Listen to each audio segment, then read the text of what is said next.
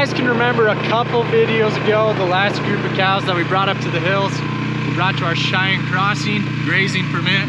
That's where we are today. They've been in this big meadow pasture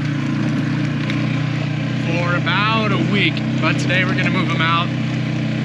This is about the only pasture, and another one we're gonna go to next are about the only ones we can move our cows with four-wheelers. Otherwise it's up in the trees and you gotta ride. But we're gonna move a couple groups of cows.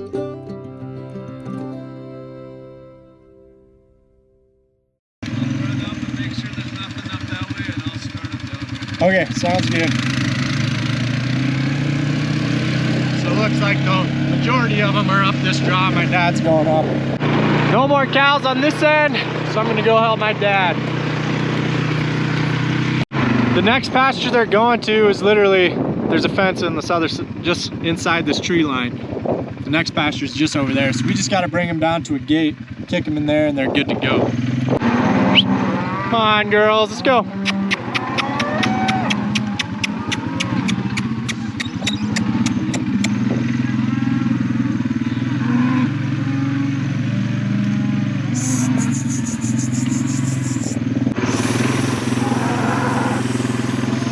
My dad's just opening the gate right now, right up in this corner.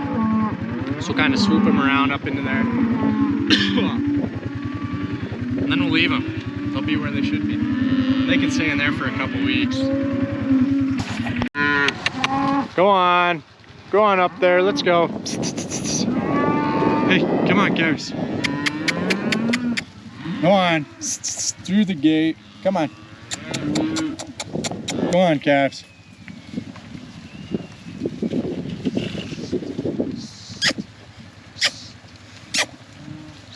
Come on.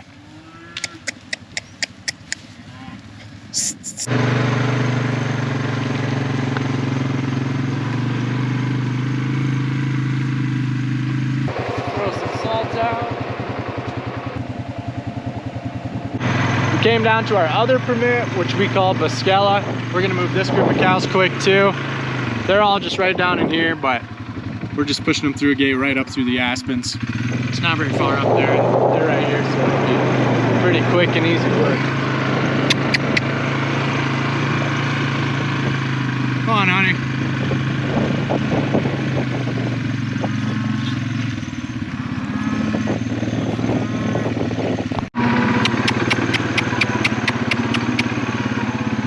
Come on.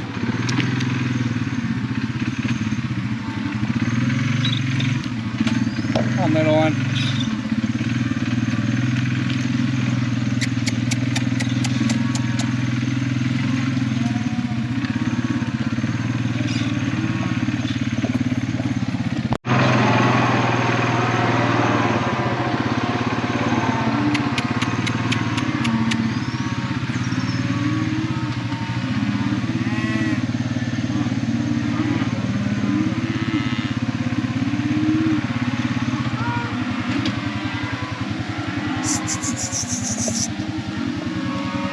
Come on, kiddos.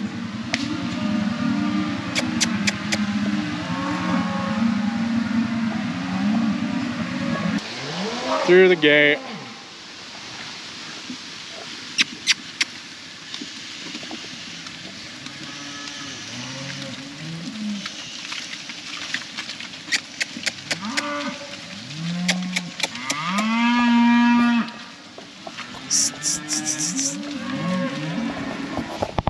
Dad, do you want to tell us the story about what you found fixing fence the other day? Sure. We were up by our Cheyenne crossing permit, going around some of the last fence, and I was just going along the stretch, and I could see a lot of tracks in the grass, and there was a lot of fresh elk tracks there, so I knew there was a herd of elk probably around there. And I was walking down the fence and I saw this kind of strange track going across the fence. It looked like something was crawling on their belly or something, so I thought, wow, I've never seen anything like that. So I just kept it in mind, and I went and finished the fence and came back, and I started following the track, and I got down, well, maybe 100 yards or so from the fence, and in a kind of a thicket where there's a bunch of little spruce trees and stuff. You know, there was a big mound, and I looked in there and there were some feet sticking out, and then I realized that it was a mountain lion had been dragging like a yearling elk to the grass, probably just a few hours before I was there, because it sure looked really fresh. And then the mountain lion had buried the elk under just some trash, needles and stuff. So yeah, I'm sure I sat there and I looked around in all directions, looked in all the trees, looked around. I thought he's probably sitting there somewhere close, but Probably you know, was. he probably still was. It's just they're hard to see anyway. But yeah, it was kind of interesting to see him. I've seen him not quite that fresh, but it was for sure, you know, shortly before I was there, within a few hours. Yeah. Because the elk tracks were really fresh, and I had smelt the elk not too long before that, so I mean, it might not have been the same ones, but they were around that area anyway. So yeah. So that was kind of interesting to see. Yeah. You know, where the elk were, and also where the mountain lion was following and hunting at the same time. So Yeah. Yeah. It's kind of interesting to see stuff like that once in a while. Yep, it is. It makes it You never know what's watching you when you're out fixing fence or something. No, that's right. Usually there's people watching. Usually it's side by sides, but once in a while it's probably mountain lions more often than you know. But Yeah. you know, they're not that many, and I don't know about too many people disappearing. So No, not many. so they're probably just more harmless than anything. Yeah, you could fight one off anyway. Well, unless he caught you blindsided. I thought it was a bear, honestly. I was thinking, looked like it was, because it was pretty tall grass. I thought it was a bear or something going through the grass, because it was something I hadn't noticed before. So Yeah. that's why I wanted to see what it was, because I thought, well, it looked like something unusual.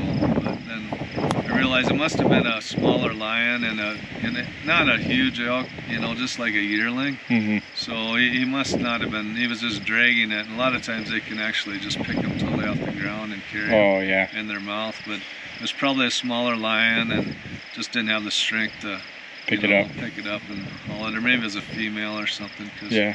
you know, say the elk weighed a couple 100 pounds or 250 pounds or something, and maybe a 70, 80 pound female would be a lot for her to pick up. So Yeah, that would be. yeah. Yeah, pretty cool though. Silas, what are you eating, buddy? What's he eating? Some hamburger? Hamburger, rice, and veggies. Mmm. Does he love it? Mm-hmm. He's turning into quite the eater, isn't he? Oh yeah. You love human food, huh? Yeah, Mom, give me some more. That's good stuff. A good alternative to milk sometimes. Finally got all of our winter rye baled up. We cut it like 2 weeks ago, as you guys can remember. Jaques went and cut it when my dad and I went up to the hills. But it just kept getting rained on, and if you bale it when it's too wet, it can kind of ruin the quality of the feed and get moldy. But it was cut on the ground, it was getting rained on anyway. Did end up being a little bit moldy just in the windrows. So we're just gonna grind it up and mix it with feed and it'll be okay.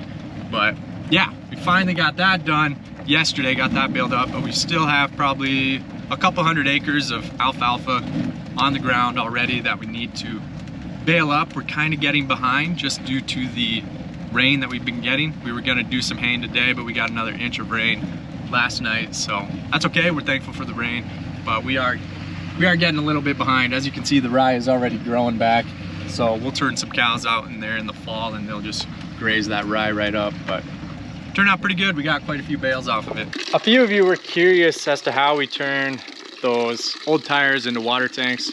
And yes, you didn't see me finish that water tank I was working on in the last video. We'll still go up there and finish it. We don't have cows going in there still for a little bit of time, but what we do is, I know some of you are gonna comment about the weeds in here, but the algae, we don't have any cows in here at the moment, so whatever, complain if you want. But what we actually do is the hole in the middle of the tire, we fill it with cement and bentonite. So bentonite makes it waterproof, so no water will leak out. So then it will actually hold water and you can turn it into a water tank. So like those other tires, this tire has a big hole in the middle, like any tire, but it's just filled up with cement and bentonite. And then as you can see, it holds water just fine. My dad ran up to the hills to fix a little bit more fence. We don't have much left, but just a few little chunks. And Jaques is cutting some hay, but since it's a little too wet to rake and bale, don't want to ruin the quality of our alfalfa hay for sure, which is what we have cut and ready to bale. Well, not ready because it's too wet, but it's not quite ready since it's been raining on it. So I'm going to do a little spot spraying around the ranch, go and try and get rid of some weeds.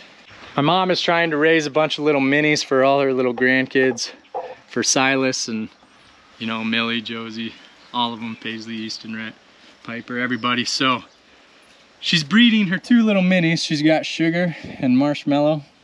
I don't know which one's which. They look about the same to me. And then she's got her little stud. So these are two little mares. Then she's got her little stud Fabio. She turned him in probably about a week and a half ago, hoping that he'll breed these little girls and we'll get some baby minis for the grand kiddos. You know, that's gonna be a lot of fun. I'm looking forward to riding out in the hills and have Silas alongside me on a little mini pony. That's how we grew up riding, how we grew up learning how to ride. We'd just run around the hills on a little miniature pony named Foxy. She'd jump logs and run over and chase cows, and that's how we learned to stay on a horse. So I think it's a good way for kids to learn, and I'm pretty excited to have that opportunity for our kiddos. So I've got the pump hooked directly up to the four-wheeler battery under the seat. Then we've got a little switch on here. You can turn the pump on or off. The four-wheeler isn't turned on, so you can't tell if the pump is on or not. But I'm gonna be putting in a little bit of milestone. So if you have them all mixed together, you can pretty much kill anything that you're spot spraying. A little bit of Escort.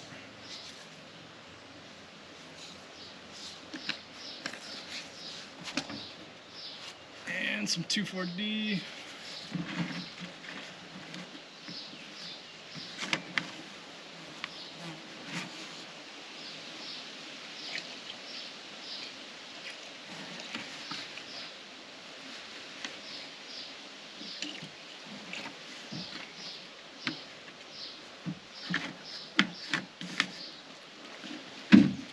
And then this activator spreader 90 stuff just kind of helps the spray stick on to the weed, kind of opens the weed up and helps the spray get into the weed to kill it, and it also keeps your whole mix from foaming up. So I like to turn this sucker on and just mix her a little bit. And we got two more storms coming, one from the west, one from the east. See if it amounts to anything. But without things bend, we'll probably get some more rain. The main things we're spraying are mostly thistles. We'll be spraying, these are Scotch thistles. We'll also be spraying Canadian thistles. And then I'll just show you the other weeds as we get to them. But as you can see, what you could have started as like one or two of these thistles last year has spread into quite a few of them in this little spot. These wet years aren't only good for grass, but they're also good for weeds. So we'll just spot spray these, try and get rid of them. This other stuff right here, we just call it curl dock.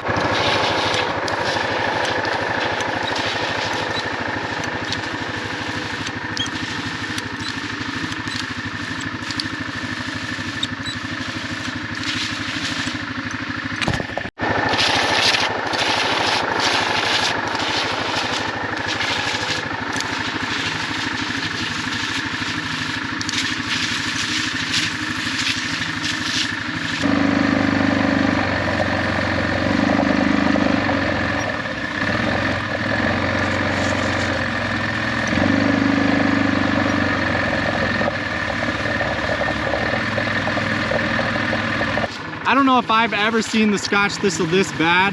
Sometimes these weed seeds can just stay in the soil and not germinate for a lot of years. And then under the right conditions, they'll just germinate and pop up. So probably with all this moisture, they just decided it was the right time to germinate and pop up, because like you can see, there's just a whole slew of Scotch thistles where usually we're just spraying one here and there. So this is a lot worse than it usually is.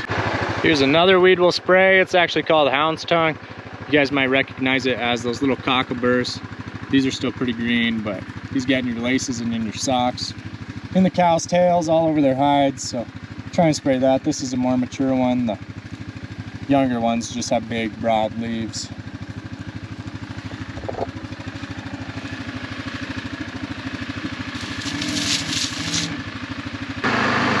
This oats field is looking nice.